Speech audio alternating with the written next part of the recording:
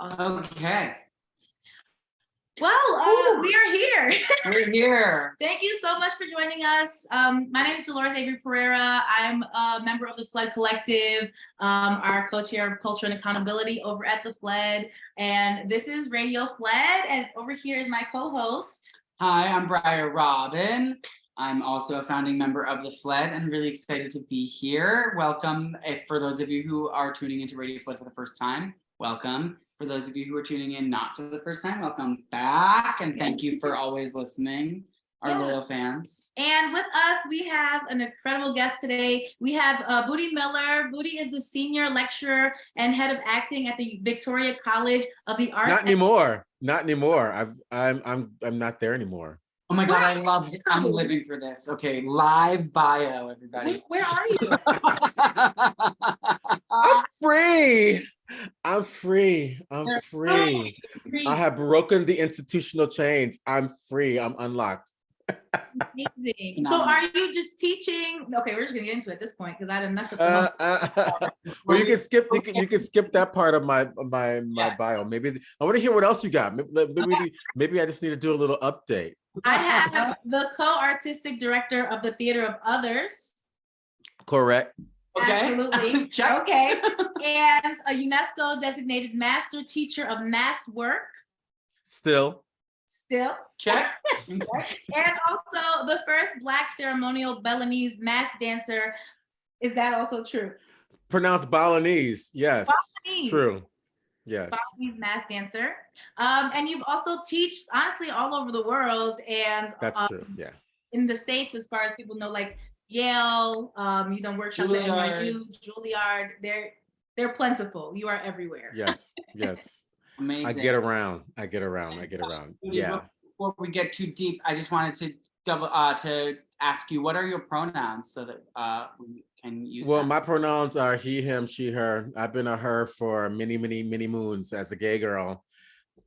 So yeah, he, him, she, her. Awesome. Amazing. And I use she, her pronouns. They, them. So copy that. Yes. So first, you're joining us from Australia now, Melbourne. That's how you pronounce it, or is it Melbourne? We call it Melbourne. Americans call it Melbourne. Yeah. I know this because I have a friend who lives in Australia.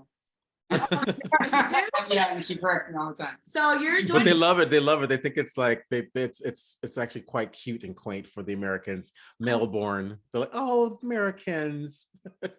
Joining us from Melbourne. And I'm just really curious, like, about this Black expat lifestyle. It's just something that I'm really interested in. And I'm like, oh, there are other options than like America, maybe. Like, what does that look like? So I'm just curious, like, as an artist who's also an expat, like, how are you sustaining yourself? How did you decide Melbourne? How did that happen? What's the journey? Oh, well, I was born in the 70s. Yes. So So was my mother. and like your mother. Oh, well, hello. Well, you know, I like him young too. My husband's 9 years younger than me, so sweet and juicy. Well,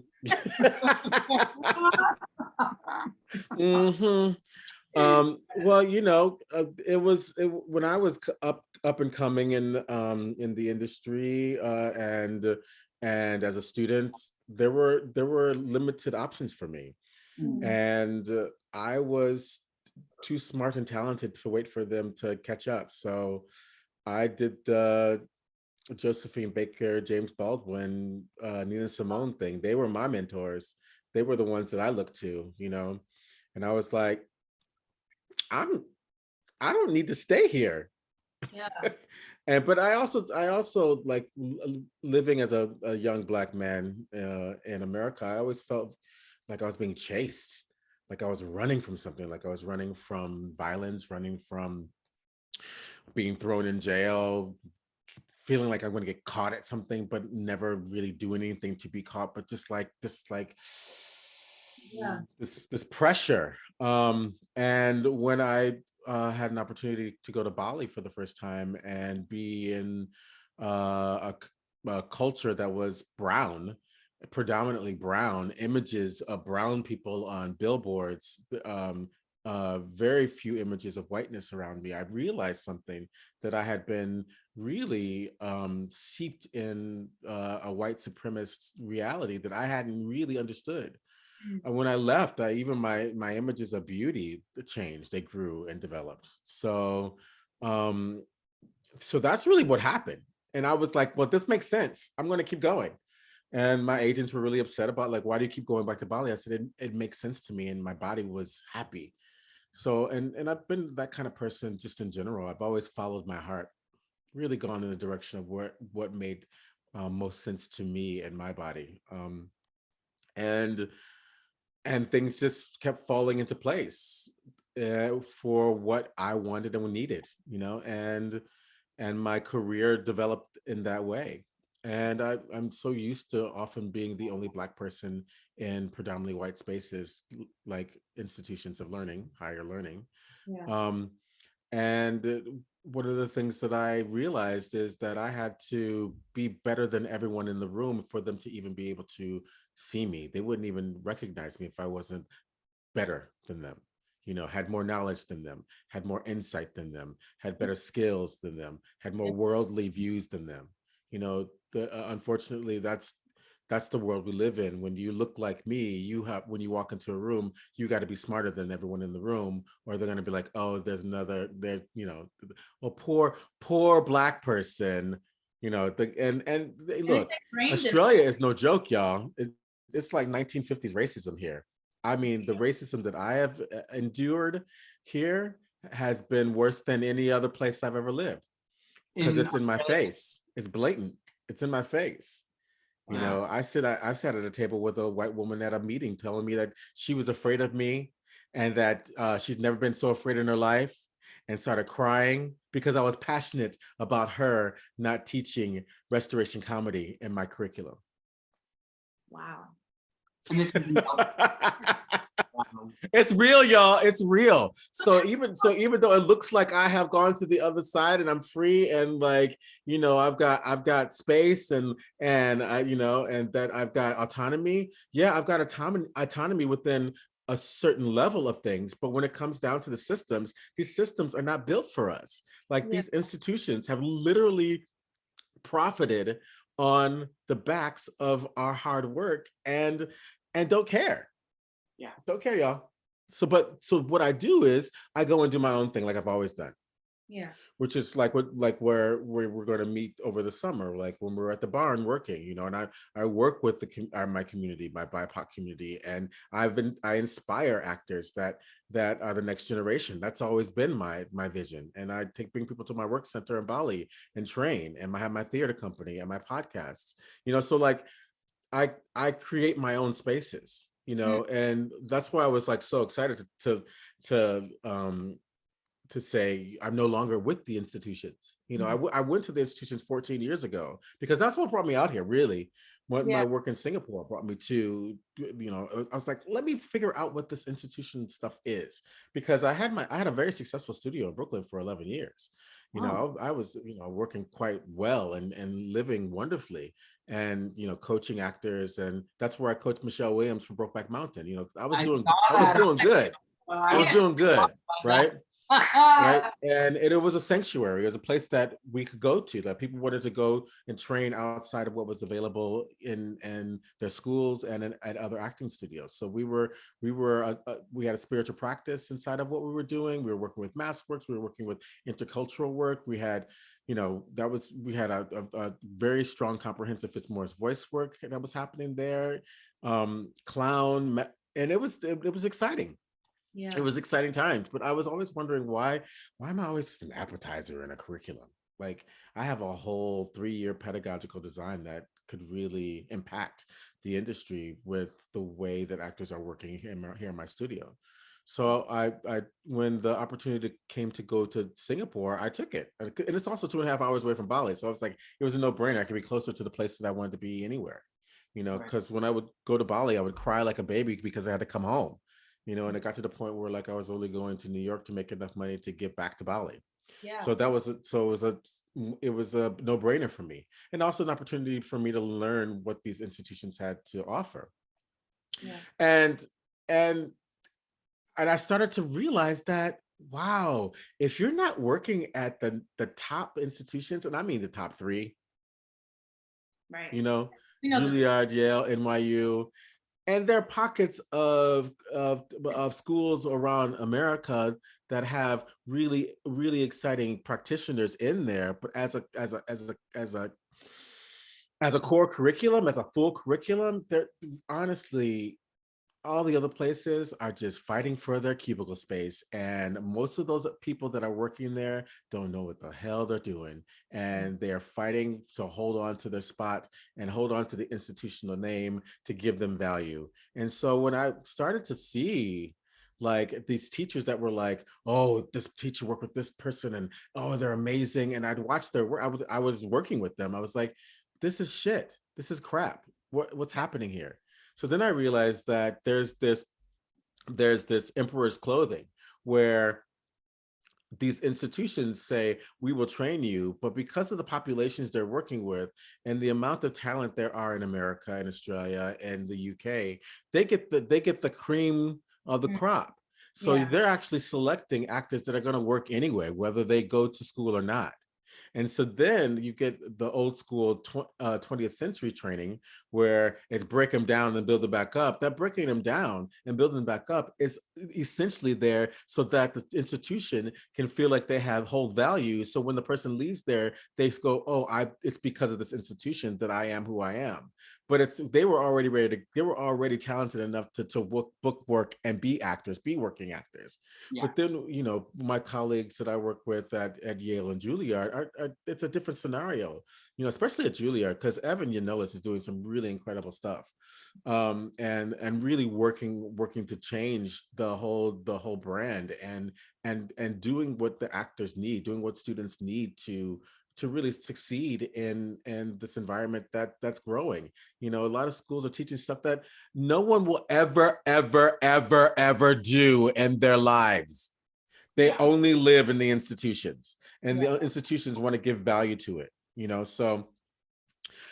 So that's kind of like the expat reality. Like it's Yeah. not, you're not safe over here either, y'all. You Yeah. just have to be. I realized that the when I with the work that I do, I understand that when I first started, when I was young and I was, creating boundaries, I'm creating boundaries, but the boundaries that I was creating were emotional. So like if you infringed upon an emotional boundary, I was still in turmoil. So then when I started to actually be in this state of awareness and self-reflection and presence, that I realized the boundary is an internal boundary, and it's a spiritual practice. So the stillness within me allows me to create whatever boundaries are necessary around me, and also give me permission to really speak the truth, because they're used to us shucking and jiving. They're used to us being quiet, and we're dangerous when we speak up. We make white women cry at a very long staff table. That's it sounds exhausting, honestly. Like Well, it's only that. But navigate. see, Dolores, it's only exhausting when, like I said before, where if your boundaries are emotional.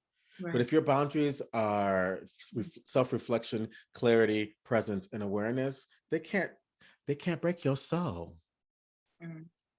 That part. I really want to circle back to your pedagogy. Yeah. I was able to take a master class with Elijah and did like an intro to containers, just like a 1 day thing. And when I was like, I never twerked in a warm up before. I'm like, what is this? And you created this, so I'm just curious, like, where does it come from? What inspired it? Like, I know you've had a lot of like Bertowski's in there, Fitzmaurice is in there. There's a lot of inspiration, I think, that goes into that pot, but you made it your own. So. Yeah. So uh it came out of when I was training as an actor. Um at NYU for undergraduate, I was in the Meisner studio. I was in the Me first too. the first studio Vicky Hart. I was Vicky Hart's first class. I would. Oh no way! Wow, we could have a whole episode just to talk about Girl. that. I didn't go. Honey. I went to Maggie Flanagan's studio and trained in my studio. Well, hello. Okay, so y'all know. Same teachers though, a Yeah. couple of the same teachers. But yes, I had Vicky Hart was my acting teacher in college as well. So then, if this is going to be a tender conversation. I literally was her first class at NYU. Wow. Okay. And so one of the issues that I had, there were 18 of us, and 3 of us were Black, 2 Black boys and a Black girl. Not one of us, the entire time we were training, did a Black scene. Oh my gosh. Not one. So I was, I was like, and I'm the kind of person that like, I'm here to learn. I'm here to learn. I'm gonna give you everything because I'm here to learn, and because I'm paying a lot of fucking money to go to this motherfucking school. I was bartending, trying to pay my bills, working until like 5 o'clock in the morning and then going to the studio at 9. It was no joke. Yep. Paying my tuition with cash. Yep. Walking up to the bursar's office with cash. And they were like, I say, I'm a bartender, take it easy. Take it. Just take the money, honey. And then so I put myself fully into the work. And not realizing that I was dealing with several masks when I began. I was dealing with the mask of survival. I was dealing with the mask of survival in institutions. I was dealing with the mask of approval when in a predominantly white space as a Black person, as one of 3 Black people. I was dealing with being a Black person that didn't have any curriculum that resembled me or looked like me or sounded like me. And then I was working on trying to be open and present in front of a 20 people on risers looking at me with a white woman at the helm telling me from her own perspective as a white Jewish woman what presence is from her cultural lens. And starting me, telling me when I was in the moment and when I was not in the moment. But what I want to tell y'all that are listening is you are always in the moment. Mm-hmm. The fact that you are breathing, the fact that when you cut me, I bleed, the fact when I get gas, when I have too much dairy, you are always in the moment. It's what you do with the moment that makes it art. Yeah. But to tell someone that they're in the moment or not is gaslighting your reality and devaluing all the subtle moments and experiences of life that we have as human beings when we're actually doing work. And it took me 5 years to get that woman's voice out of my head when I was trying to learn a role or rehearse or try. I would hear repeat, repeat, repeat, repeat, repeat, repeat in the back of my head. It was madness. I'm sorry for triggering you, baby. I'm sorry. I told you it's going to be. Oh, it's okay. It's okay. You know what's crazy? I actually, Budi, what's crazy? Yeah. This is a tangent, but what's crazy is that I actually just came from catching up with an old friend from that studio. Like, that is what I was doing right before I came to do this. And so that is just like already fresh in my mind because, when you catch up with old friends that you know from a very specific experience, you can't help but talk about that experience every time you see each other sometimes. Yeah. See, this is the thing, right? This is the thing. And see, this is why I'm on this podcast. Listen to yourself. Listen to yourself, y'all. Listen to your intuition. It's bullshit. If it says bullshit, it's bullshit because the work that you're supposed to be doing is supposed to be enlightening and bringing you into the space and wanting people to want to come on stage and showing us who we are and our potential as human beings. And if the work you're doing is doing what it's doing to you and making you go, I don't know. I mean, we were crazy. We would leave studio and we were so unhinged. And it was like she would go in, move the furniture around, and then leave. And it's like, I don't know where my bed is anymore. And the problem is, and this is the problem, this is a technique created by white privilege. Yeah. Literally. For white privileged audiences, for white colonial aesthetics. The whole technique is designed for white people. Yeah. And white people like that don't even talk anymore. They don't move like that. They don't speak like that. White people ain't even like that no more. We're not like that. So all these 20th century ways of training, throw that shit away. What are people doing now? What are the practitioners doing now? What are the practitioners that look like you do now? Yeah. Speak like you. How can I communicate you to the deepest sense of yourself if I can't fully see you? If I feel uncomfortable being in a space with you because you don't mirror me, how can I teach you the depths of your humanity? If I got to put myself behind a table to block off my sense of, but just look at the architecture of the room is telling you. It's like being at court. It's colonial. You're being judged. Yeah. You're not being invited in. No. Or celebrated. Or celebrated. No. No. So yeah, so I realized that the whole reason why I ended up in the Meisner studio, because when people meet me, they're like, you trained at Meisner. I say, girl, it's a long story. Girl. It is. Same. Girl. Same. Girl, we are talking palimpsests. It's a long story. It's a long story. But like I realized that I ended up in that studio so that I could save others. So that I could help others, so that I could actually understand what is happening with their bodies, so I could help them heal from all of that. Yes. And something happened when I was at NYU. I ended up working with, he's no longer with us, a Nigerian playwright, poet, and scholar, Esiaba Erobi, on a play called Death and the King's Horseman. And when we trained with African drums. And I was like, why does this make sense? Why is everything that Vicky Hart wanted me to do happening right now? Why am I fully experiencing the moment? And that also happened in my math class.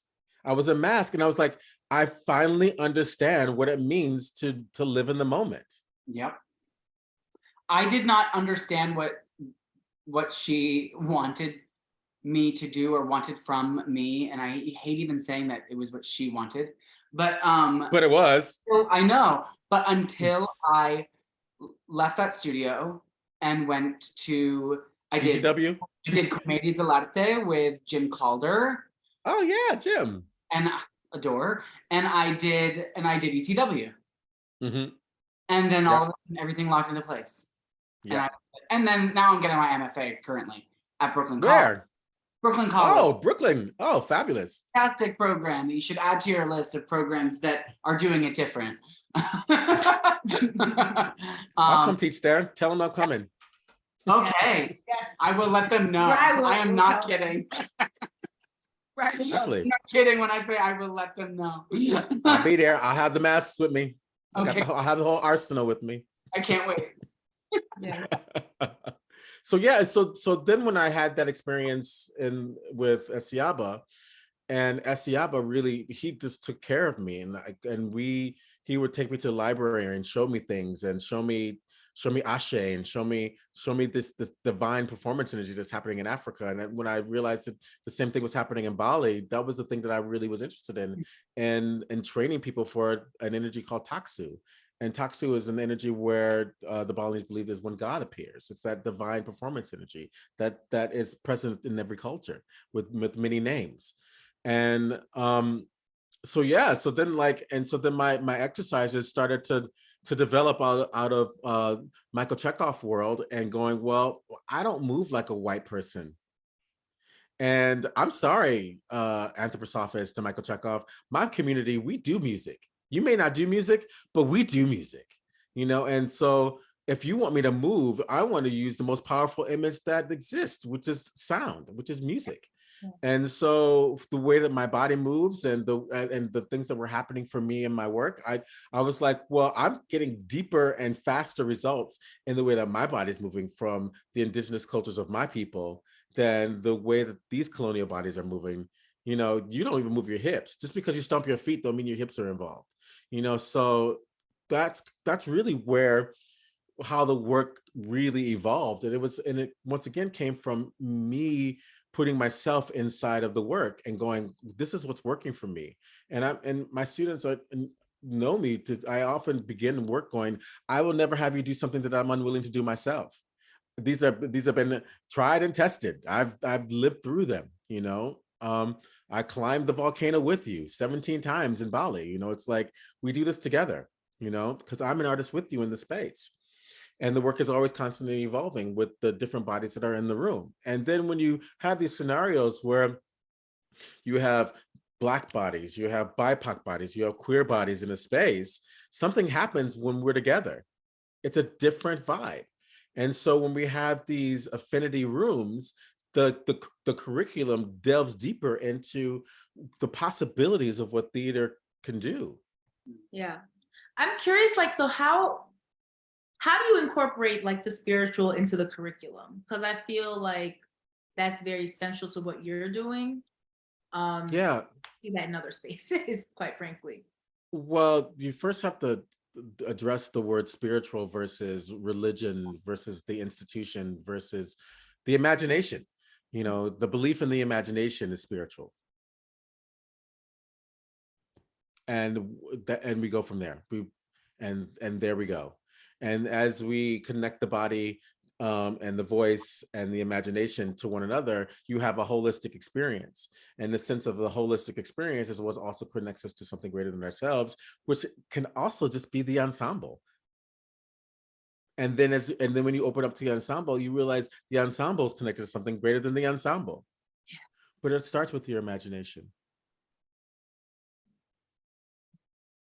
But you can also read about my work in the new book Stages of Reckoning, edited by Amy Ginther.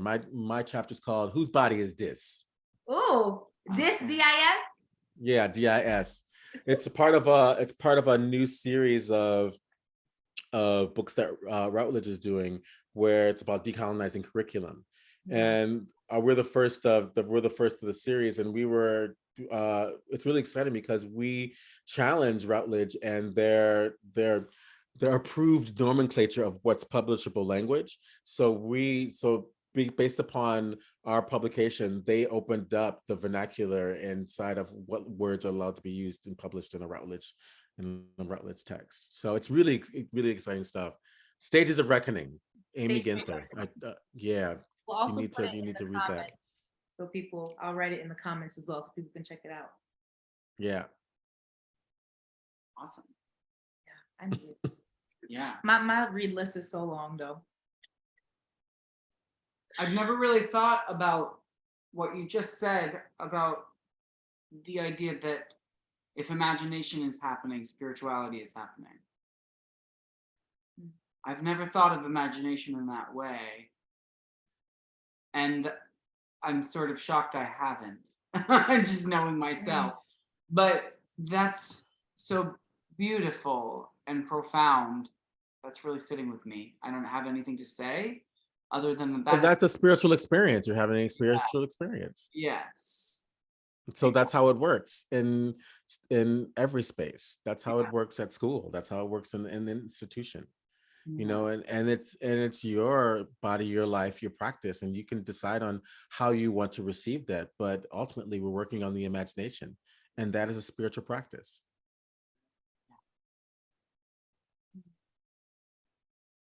I guess I'm wondering how do you like apply these practices into like the work in the commercial space? Because I feel like I'm like constantly seeing like you have an audition for this, it's due tomorrow. You have like you maybe 20 hours with some text before like it's due. So I'm like, how do you apply those practices and those rituals, really what you're talking about, like to something that feels immediate or there's like a time crunch or you know what I mean? Yeah, and So that you're still connected to the text and it's not just right. And it's also something that if it's an audition like what you're describing, it's not something that you're going to be rewarded for yet or necessarily at all. And so it's also sometimes not something you necessarily want to invest a whole lot of yourself in, depending on what it is. And and especially because there's always the reality if you like of investing so much of yourself in something for a self-take that then what like and then nothing happens. Wellness is wellness. Who you are off the stage is who you are on the stage. Who you are away from the camera is who you are in front of the camera. And the investment is yourself, not on anything else. And so the sense of presence and awareness that we work on it spills into your other work. It spills into your life. It's a life practice. It's not so what I teach is a life practice. I don't teach you a quick fix. So there is no quick fix into what happens in the everyday life.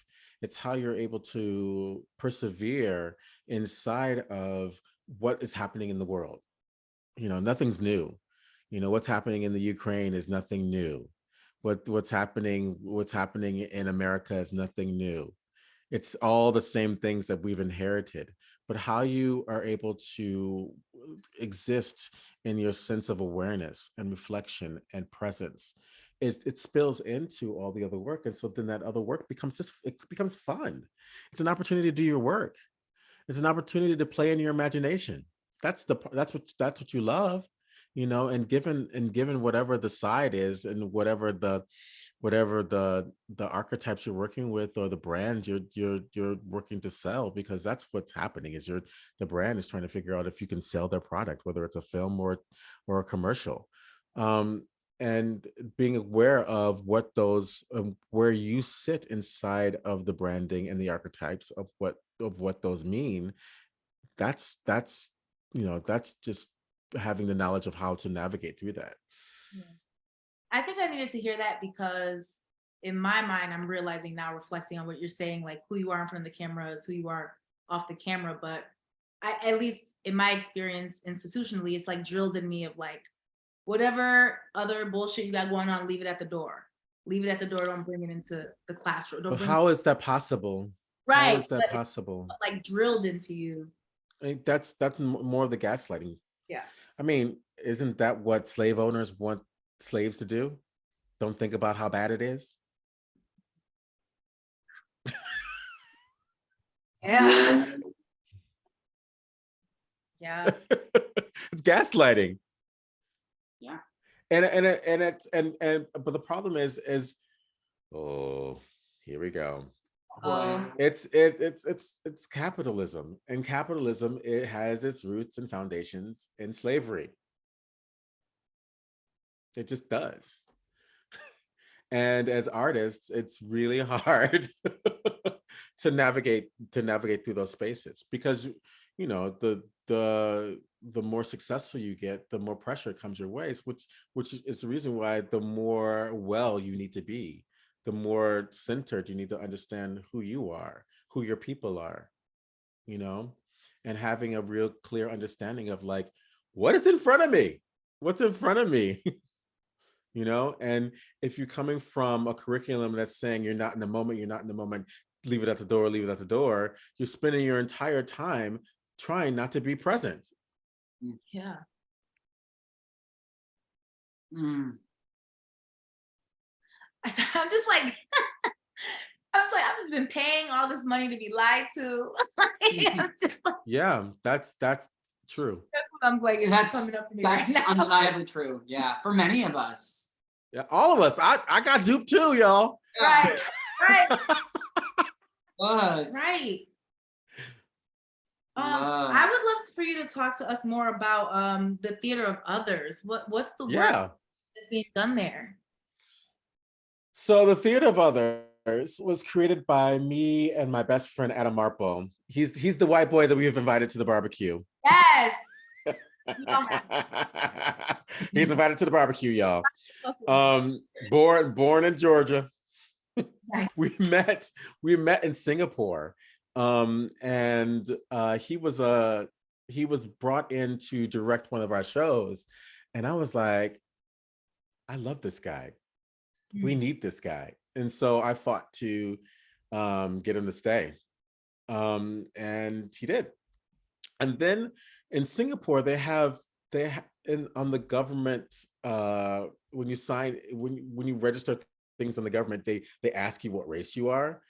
And it's like Indian, Chinese, Malaysian, and then other. So Wow. that's where we got the Theater of Others. Like we were the others, Wow. and we over a decade now we've been going. But when I moved to Australia, we couldn't do work. We couldn't make stuff. And so the theater company went on pause, and then COVID hit. And I'm talking to him on Zoom, and I'm like, "Do you want to do a podcast?" And he's like, "Oh my God, oh my God."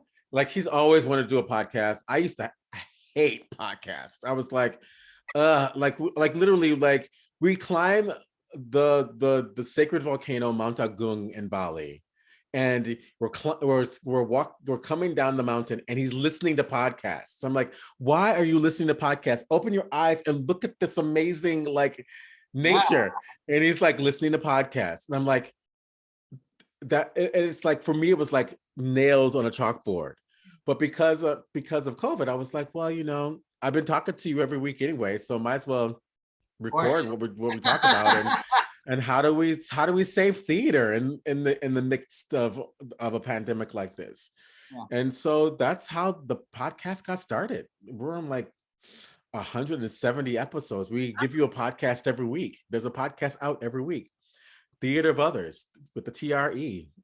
Listen to us. We're crazy. We're wild. We talk, and all we do is talk about theater. We bring in guests to talk to them about theater and training and directing, everything involved. Yeah.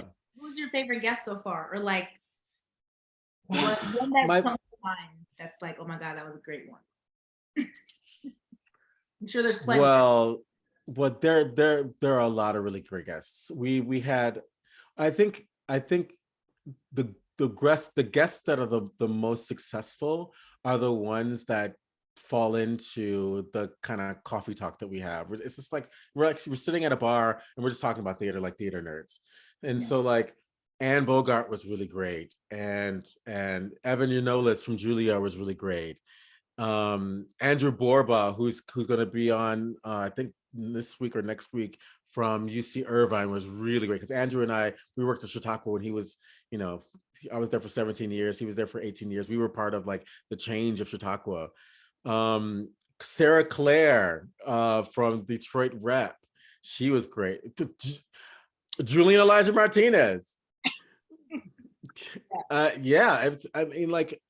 It's what's great about it is we just sit and talk about, like we're doing now, just shoot the shit. And we have a huge following of people all around the world. And so it's also about access for those people coming from cultures that don't have the kind of privilege that we have in these Western countries, of like being able to go to theater every day, being able to have actors training, being able to have directors training. So we become a big educational space for people that wouldn't even know the first bit of even stepping forward and wanting to learn how to be a part of the theater. So, and we're working on a big project right now that's looking at sustainable theater. So there's essentially a festival that's happening in COP28 in Dubai, that we are the company that's gathering the different schools around the world and getting them to do one show that's based on some sort of theater that doesn't hurt the environment. And then, we're working with the British Council and to help the schools bring their projects to Dubai if they want to do that. But all they have to do really is do one sustainable project, record it, and put it into a database so people can access it like a wiki database, and help them figure out ways to do more sustainable work, because our industry is one of the most wasteful. So yeah, and we have an audio play series that's now about to go up. This is our third season of that. We've selected the plays, and now we're in the process of putting those up. They'll be up soon. Yeah, and then we also train. We have a big training program in Bali. The next one is in August, this August 19th to 29th. And just go to theaterofothers.com and check us out. And you get the full training with Adam and I and the Balinese masters, and you get in here at my work center. And yeah, come That's come awesome. y'all. Well, that's once a year. Like, how does that work? Yeah, it'll be once a year. Yeah, we're doing it. Because of the success of the podcast, people keep asking, but where can we get this? Where can we get this? What you're talking about? And we're like, okay, well, we're doing it now. Come to Bali. Yeah. Really Bali. cool. I'm gonna have to get on Hopper and see how to get there. You need to. Amen. And if you really need to be there, we can figure out a payment plan for you. It's like travel is expensive, so we'll figure it out. If you got to be there, you got to be there. Yeah, it's been on my bucket list to travel, period, anyway, because I just need exposure outside of. Well, you got to come see my Bali. You're not going to do the tour. You got to be with the Balinese. We live in the village. We train with the Balinese. We train with the master artists. It's the real deal. Because it's really about activating that energy taksu, where and you need to have a humble body to even be able to access it, because it doesn't come from the tension of the ego. It comes from the humility and grace of flow and presence. Yeah, what you just said about being in Bali specifically reminded me of like when I was listening to Elijah's podcast, and you both mentioned like the energy in Bali was supercharged. Yeah. And I'm just curious of like what is that feeling, and like how do we bring that into every space, or is it accessible? Well, I think the reason why it's because in Bali you have to make art. Art is a form of prayer. And that's what separates us from the monkeys. So making art serves God. So you have to make art. So every Balinese person is an artist in some way. They're either making a beautiful offering, they're making a beautiful statue, they're dancing, they're carving masks. You have to make art. And so, and the act of communication and talking and laughing, like what we're doing right now, is another form of prayer. So the communal experience and the communal theatrical experience that happens in Bali is deeply rooted in the consciousness of the people. So they celebrate the arts, they celebrate the child in you, they celebrate beauty and the nature and your connection to the nature. And there is a balance that happens. You have to take care of the earth, you have to take care of your community, and you have to take care of your spirit, your God. And so the Balinese are always striving for balance. So that happens to change your body viscerally. When you are on the island, you feel the living force of the island. And as an artist, it's really healthy for you. It's a healing that happens for you. And the more you get involved with these kinds of vibrations, the more you recognize it in yourself. And that's how you begin to learn how to create spaces for yourself at your home, and create an altar for yourself, create something where there's a space for you to regenerate. And there's a huge knowledge and ancestral relationship to your ancestors, which is very African as well. It's an indigenous thing, being connected to your ancestors. So yeah, you got there. The rest of the world doesn't work like Bali it's the heart chakra of the world. Wow. And it would be nice to say that you can get it everywhere, but you can't get it everywhere. That's not how the world works. To experience the heart, you have to go to the heart. Yeah. Heart. That's beautiful. That's so beautiful. Yeah, that makes me wonder what the other chakras of the world are. I know, right? I I don't even think that I America think is on it's that very seven. much sex and like sacral, maybe. Right, exactly. Yeah, Yeah. exactly. That America is the broken heart center, overdeveloped second chakra, closed third eye. Oh, God. The diagnosis is so spot on. So spot on. I actually love like the connection of chakra work and movement work. Do you Yeah. touch on that at all in your teaching? Because I'm just like a Well, very big fan of yeah, well, yeah, of course. barefoot and When I'm working with Fitzmaurice voice work, yeah.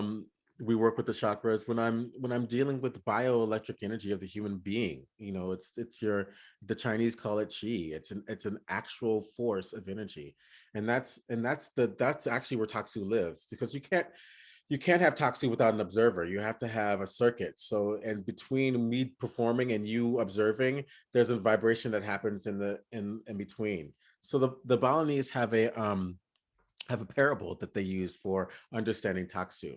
So you have the Hindu gods, Brahma, Vishnu, and Shiva, that are living in heaven. And Shiva dances the universe. And Shiva decides that he wants to go down to Earth and see what the human beings are doing. And he's gone for a long time. And Brahma and Vishnu are freaking out. They're going, "Where's Shiva? We have to, get him back to heaven because he's dancing the universe. The world's going to end. What are we going to do?" But they knew that if they went directly to Lord Shiva, that he would just hide. So they had this really great idea that they would make masks and do a beautiful mask dance and call Shiva in. And this is one of the reasons why mask work will never die in Bali, and why performance will always be a part of the Balinese culture, because the mask dance is an essential part of a ceremony. And so the Brahma and Vishnu go down, and they do their beautiful dance, and Shiva goes, "What's that? What's that? What's going on over there?" And that's what the Balinese believe, that when you experience Taksu in a performance, it's Lord Shiva coming to check out your art, to see what you're doing. Going, what's that? Where was that? What's that over there? Going, "Oh shit, okay." And Shiva, "Oh yes, oh honey, yes, you put your foot in that, yes." Oh, I love that. Because there is, you feel it. There is an energy like completely. That's why I feel like theater is unlike any other kind of like performance. There's nothing that compares to theater for me. Ain't nothing like it, y'all. Yeah, Ain't living nothing like it.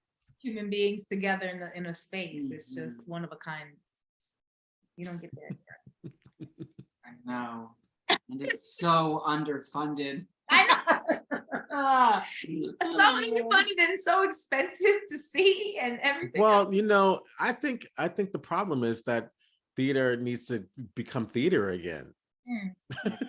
It's like the theater that people are doing is not what people want to see. People don't want to be in that room. If people don't want to be in your room, then you need to make theater that wants people to be in the room. And you need to get people to like think, to feel, and experience our human capacity. And theater needs to be theatrical and not try to compete with film and television. I mean, that's the human body is extraordinary.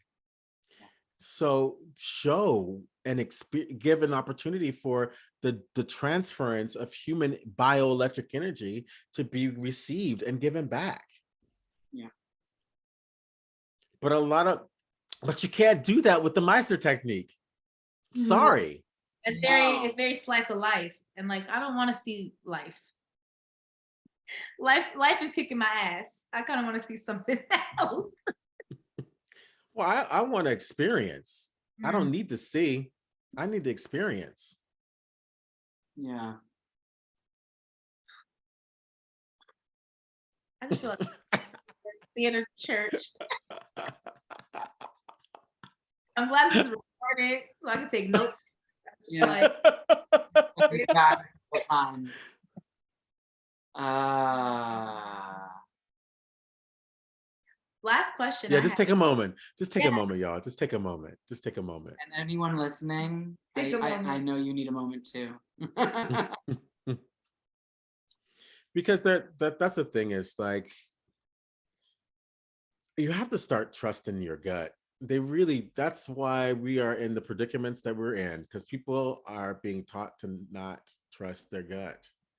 And if it makes sense to your body, why not do it? And if it doesn't make sense, why not move away from it?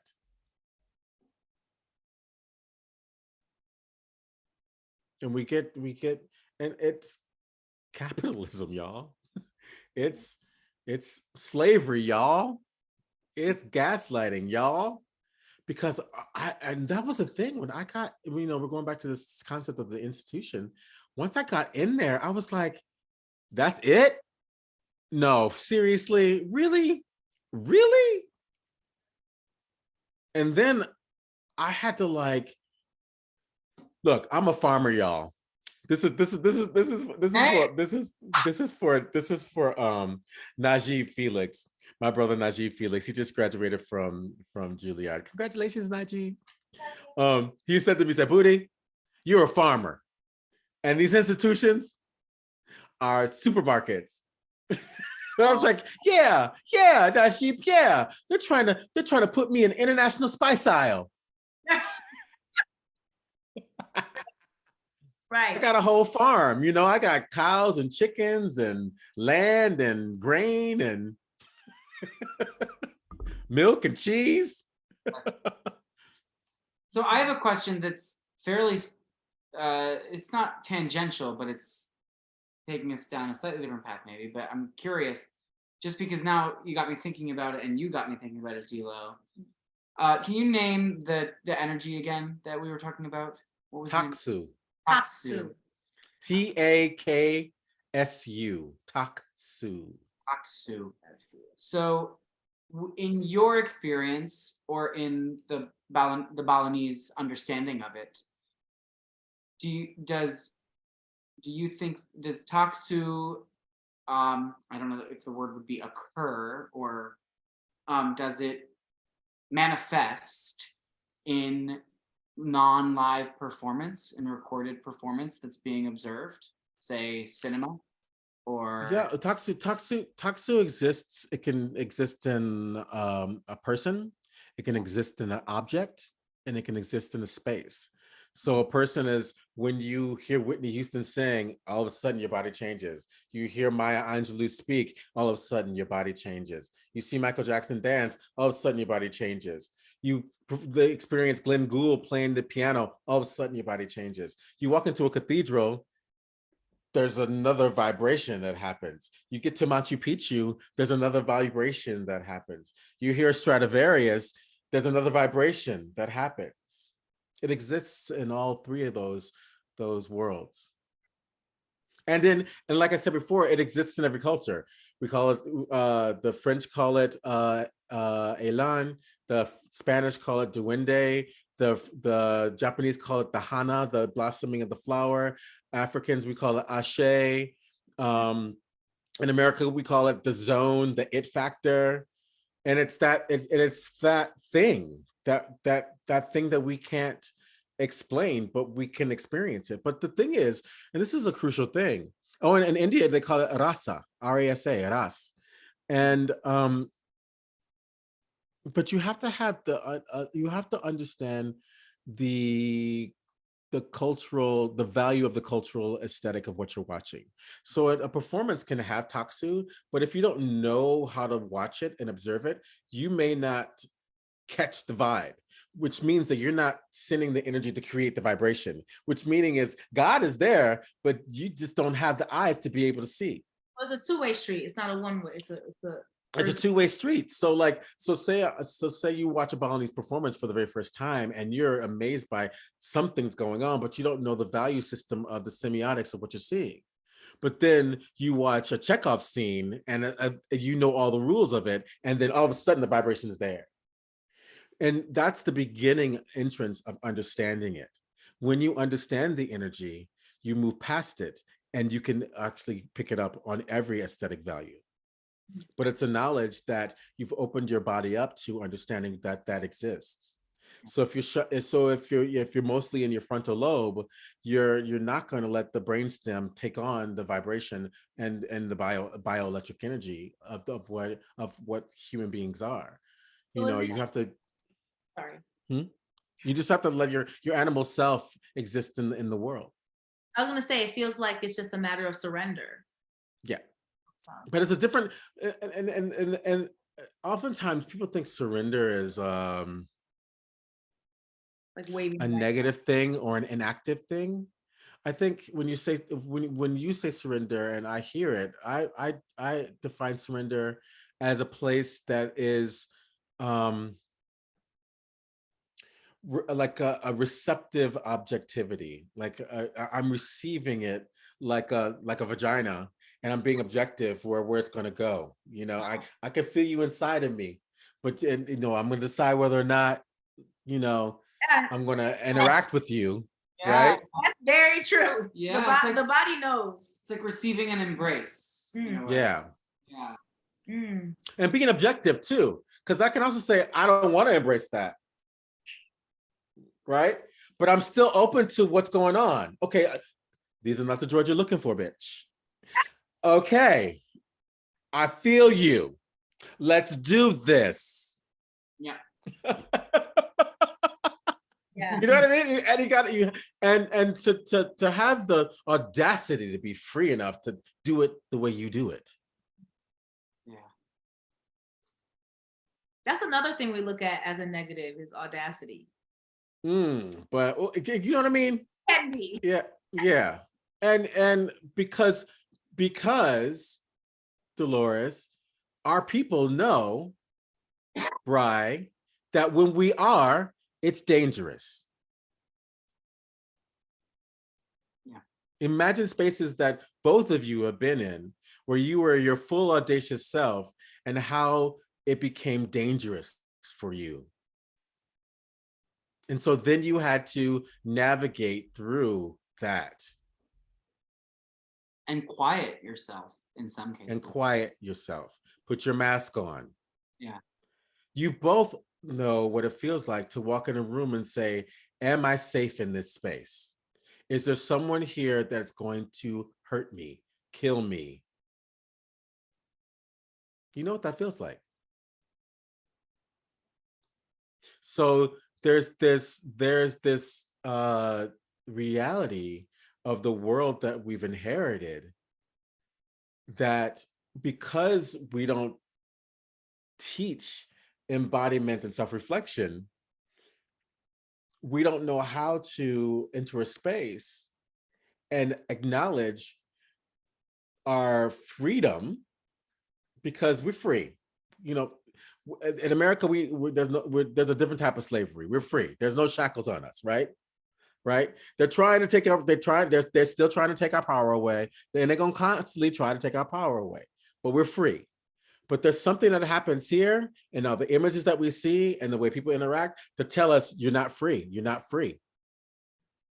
And you gotta push yourself into the space and be audacious and be a little bit scared. Be a little bit scared. Let it kill you. Let it kill you. Let them try to kill you. I mean, something else will. I mean, we're not. You know what I'm saying? We're all gonna die. So we're gonna die anyway. So come on. Yeah, my whole thing is like, what kind of ancestor? Right. Are you becoming? What kind of ancestor are you becoming? Yeah. Are you becoming the silent one in the corner? Are you becoming the one out the box? Because that's the other thing is like, and I think that was the thing that I really took on board. And when and Brene Brown talks about it, where like, if you're not in the ring with me boxing, you ain't got shit to say. If you're not up in the fight, you have nothing to say to me. and that was something that was innately like something I believed as a little kid. Like I look around and I'd be like, that's not good enough. And then I would just keep finding things that met my standard. I was, I was picky. And I would only go for the things that met my standard. And then when people try to like, uncles trying to be like, well, you should. I'm like, you don't have anything in your life that I would want to take on. So you have nothing to say. Well, you should, I shouldn't do nothing but what I'm doing right now because this makes sense. And it also, if it doesn't make sense to anybody else but you on the right path. It's your life. It's your path. You know what to do. You know where to go. You know how to do it. How would anybody else know how to do what you need to do? I mean, it just doesn't make any sense. Why are you saying everything I needed to hear this month? That's how I roll, boo. That's how I roll. That's how I roll. Yeah, we're both Geminis, so we're ready to spring out. Although I will say, I mean, I feel like this is right now, like very much, I'm feeling a lot of beginning energy, a lot of newness energy this month, this week in particular, and even in this conversation right now, it just feels like what keeps coming up in my spirit and in my mind and all of it, because it's all one, this week. And so I'm just really appreciative. Like this feels like it's really speaking to something that has been sort of bubbling in me and that I've been wrestling with all week. That's good. I'm glad that they could come in. Downloads, yeah. I am just the vessel. No, literally, yeah. I mean, this week, it's like, this has been a crazy week. This week, I opened a show. We've been busy. Congratulations. Thank you. My sister had a baby. Congratulations. Like literally new life. And like this conversation with you and seeing an old friend I haven't seen since before the pandemic, I think. Wow, that's big. Just all of it's just been a week of like, I picture like the symbol of the atom with like all the stuff going. That's yeah. And that symbol of the atom has that center that's not moving. The very, very deep center that's actually space. Yeah. So everything can move around. You just be inside the space, and then you can actually see everything. And then when you want to hold on to the cog of the neutron. What are those things called? Those things that move around? Neurons. What, girl? It's science. I don't do science. Neuron science. That thing that move around like this. We're science. You can grab onto it and have fun with it, and then go back to the center. I don't do math. I don't do science. That's for my husband. My husband takes care of that for me. Oh, really? Love that. We love that. I mean, we're wrapping up. I'm just curious to know, like, what is next? Like, I know I mentioned the Celebration Barn, so you will be in the States soon. Yeah, I will be in the States. I'm doing a masterclass mask workshop for Christopher Bays at the Pandemonium Studios in July. July. I think it's July 5th. Yeah. Starts July 5th. Pandemonium Studios in New York City. I didn't know about it. I do a lot. I've done work with Pandemonium Studios. I teach that work, Chris Bays' work. So that's my man. God love him. So that's great to know. I don't know if I probably will be out of town, but I'm gonna. And if you're in Canada, I think I'm in Canada after that. Anyone in Canada? Oh, really? Yeah, with Eugene Ma, his studio in Canada. We're doing some stuff there. He's a very good friend of mine. Family, baby. Eugene. Family. Eugene, I love that man. Oh my goodness. Sure. The world is so small, huh? That's wonderful. Okay, well, thank you for sharing those. And is there any way, can we tell, actually, before I ask you that, just because it's been mentioned twice now, so for anyone who's listening and is like, what is that? Can you tell us what Celebration Barn is? Celebration Barn is a really great place in Maine, and it was created by an Italian mime, and so it's specifically created for physical theater work. And we'll be there in June. What is it? The last week of June? The 25th all the way to Yeah, 1st. Yeah. yeah, and it's specifically for BIPOC uh, actors, and I think it's full. I think it's actually full. So you have to do. You have to do. You have to do next year. You have to do next year. It's totally full. Now you know, listeners. Next year. Yeah. And listen to my podcast, Theater of Others. Go to the Theater of Others podcast. Theater of Others with the theater with the theater with the RE. Yeah. And go to the website. Come train with me in Bali. I mean, we're doing it. If you wanna do it, get up in it. Gotta get up in it. With you about the Bali thing, and I feel like we should do like a podcast crossover something. Yeah, always. And like we can talk about the flood and stuff like that. Always. Keep it in the family, baby. Yes. Yes. That's, I mean, that's how you build community. We're a village. We're a village, right? Thank you so much. Thank you so much for this. It's been such a pleasure. My pleasure. To talk to you and have you on the show, and I feel very honored. So thank you. And I'll see you soon. You're gonna see me soon. Yes. And Bri, figure it out. Figure it out. I'll see you soon.